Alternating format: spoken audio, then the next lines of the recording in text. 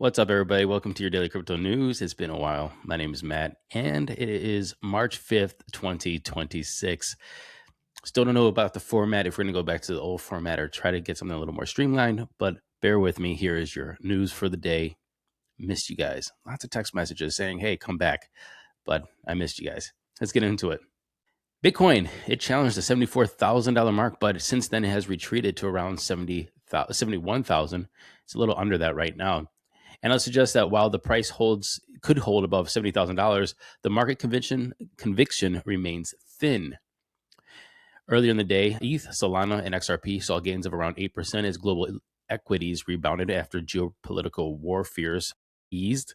And institutional inflows, the United States Bitcoin ETF has seen around $1.15 billion in inflows since the start of March, while Ethereum ETFs recorded around $169 million in inflows, the highest level in 2 months.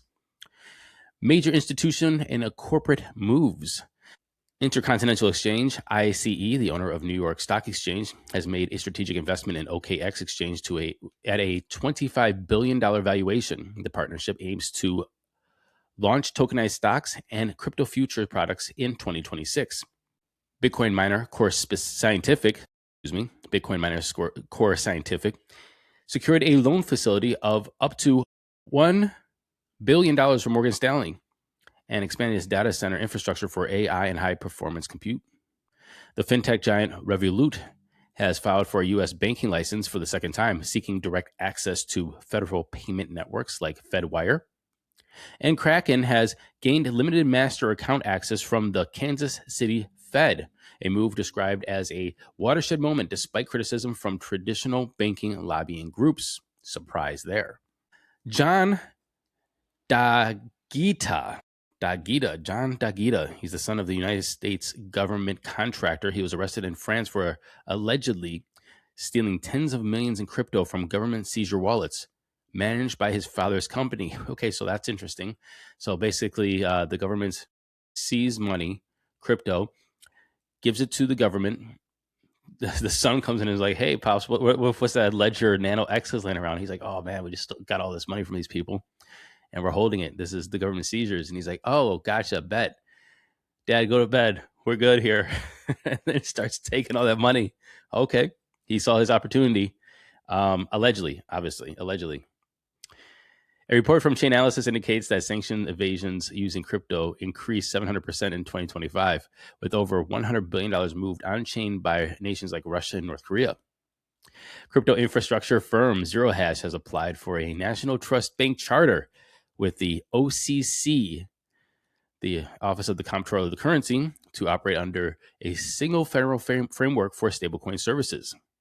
Cardano's ADA, its ADA token, is now accepted at 137 Spar supermarkets across Switzerland. Great.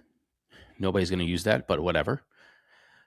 Andreessen Horowiz's A16Z is reportedly seeking to raise $2 billion for its fifth crypto fund in the first half of 2026. Lastly, stablecoin issuer Tether invested $50 million in 8 Sleep, an AI-driven smart mattress company. Yes, you see those on all of the tech bro shows. Even like MKBHD and whatever. He has some kind of advertisement on there all the time for that. So, okay, cool. Tether said, we're going to invest in that $50 million. Tether, you want to invest in daily crypto news? Let me know. I'll take far less than that. $5 million. I can do it for 5. Anyway, so crypto prices as of right now, 12:59 p.m. Eastern Standard Time. Bitcoin. I know there's no here come the money. I just wanted to make this as streamlined as possible. I'm easing into it. Bitcoin is sitting at $70,830. Ethereum's at $2,065.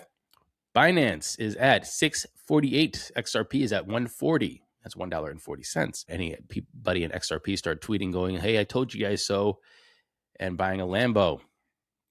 If you don't have a Lambo now from having XRP, then yeah, we're waiting still. Solana's at $88.30. You know, the funny thing is I haven't actually even opened and looked at the crypto prices in months. I don't even know. Besides Bitcoin, no clue what's going on. And so this is all kind of shocking to me. Card. I know some of you guys are holding bags right now going, shocking to you? You should be us. Yes. Cardano's in at 26.6 cents. Dogecoin's at 9.3 cents. Stellar's at 15.4 cents. And OKX has surged 21% following the deal that we mentioned earlier. And it's sitting at $95.17. You know, some of these things, being in the game as long as I have, which has been about a decade now. You just remember when all of these tokens started launching, man, I was just like, why does crypto exchange need a token? So I want to invest in Neo Gas or whatever the stupid thing, or Neo or whatever, Zilliqa, invest in air quotes. And then, okay, well, I was wrong. Anyway, that is Daily Crypto News.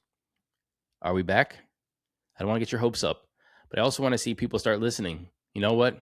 Somebody wrote me a comment the other day and said, hey, are you only a podcast for the bull markets? Stop. I've been doing this for too long straight. I needed a break, but I got so many comments and questions and DMs and emails that said, hey, man, we miss you. So we are back. We are back in some capacity, and we're still going to try to figure this out. But just like you guys thought that I am leaving because it's not a bull market, you guys left too. A lot of listeners. We went from like 20,000 listeners an episode down to, a couple thousand. That's a big drop off. So you guys got to step it up. Please share this and we will continue making it. And thank you very much. We'll see you next time.